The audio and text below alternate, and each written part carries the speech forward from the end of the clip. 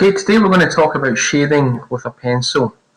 To get started, I want to introduce the concept of a tonal scale. That's a scale that goes from light to dark.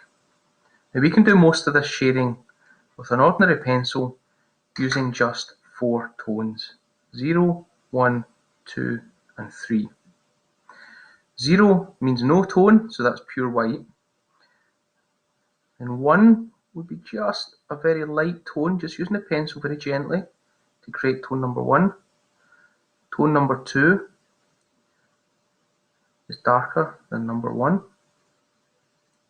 And you'll notice how I change in this video from holding the pencil near the tip of it to holding it far away. And the truth is, if you want a darker tone, you have to hold the pencil nearer its tip.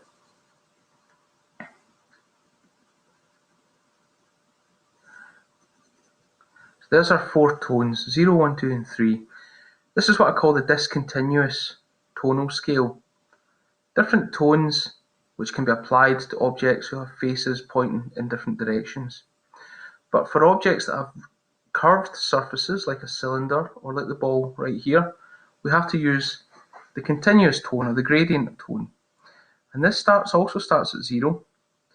And then what we've got to do is we've got to go in here, we've got to put in 1 and 2 and 3. And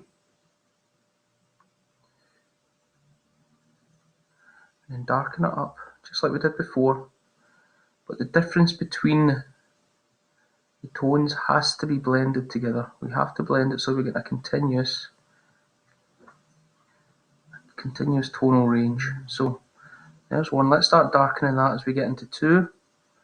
And let's start darkening it even more as we get into 3 right here.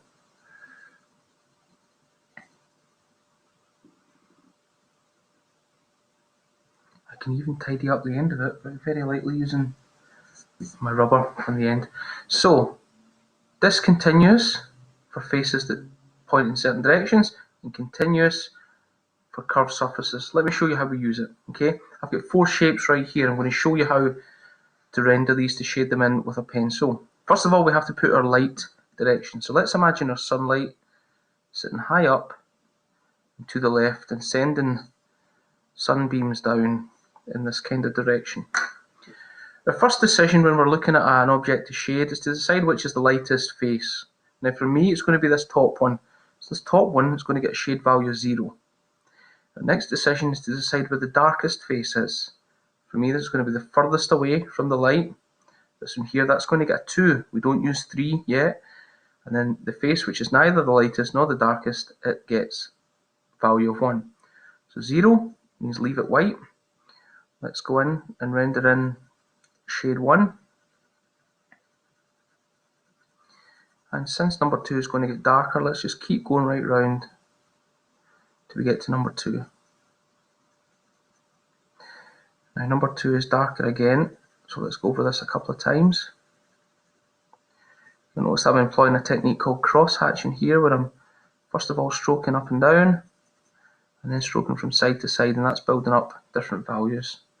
So there we can see we've shaded it, we've decided our lightest, our darkest, and our middle face. Let's take a look at the cylinder now. Which is the lightest face? Well, it's going to be the one that points upwards. That's all going to be 0 right in there. But now we've got a bit of an issue. Now we've got a curved surface, and it's a bit like a journey from here to here.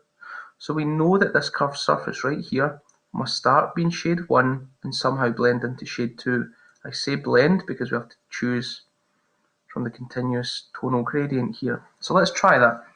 Let's go in with a pencil nice and light and start to shade that darker as we get to the edges. So we're starting off, we're going from 1, getting darker, darker, darker, darker, and the darkest we're going is number 2. Let's see if I can tidy that up slightly. You'll be able to take your time doing this better than I have.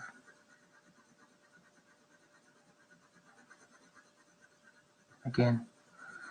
Now, the truth is that on the very edge of that cylinder, there is actually a little bit of 0.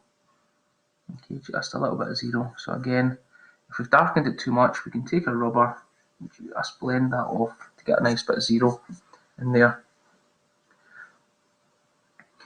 And there is our continuous tone right there. What about if the cylinder's on its side, like this? Which is our lightest face? It's going to be near the top, isn't it? Like the top of our cube. So our lightest face is here. And we know that this curved surface right here is almost akin to going from here right round to here. So this has to blend from 0 at the top to, pardon me, 1 at the bottom. This face is pointing in the same direction as this, so this gets a 2. So let's go ahead and do the 2 right away.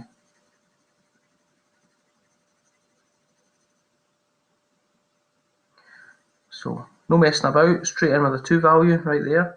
And now we have to do our continuous range going from 0 round to 1. I'm going to turn the paper slightly. I find it easy going from 1 up to 0, just like that.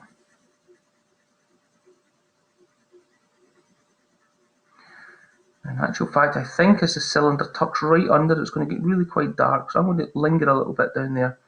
But essentially, we've now got a gradation from 0 round to 1. The final shape we need to look at here is a ball, and a ball is all continuous shading. There are no hard edges and no surfaces which point in one direction only. So when the light comes down from the top left, it's going to create a hot spot, a bright spot around there, and then it's going to gradate itself down in that kind of direction. So let's go ahead and do that. Let's go ahead and add in, let's blend in 1 all the way around here. Let's keep going with 1. And then slowly start to blend in 2.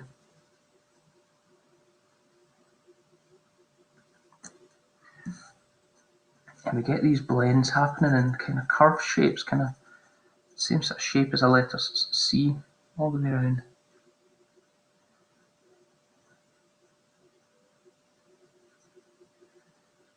All the way to darkness back there, back at that far edge. Now you can see I've still got my line. This isn't very well blended here. So let's take a rubber and just smooth that off a little bit. And there we've got our ball going from 0 all the way continuously round to 2.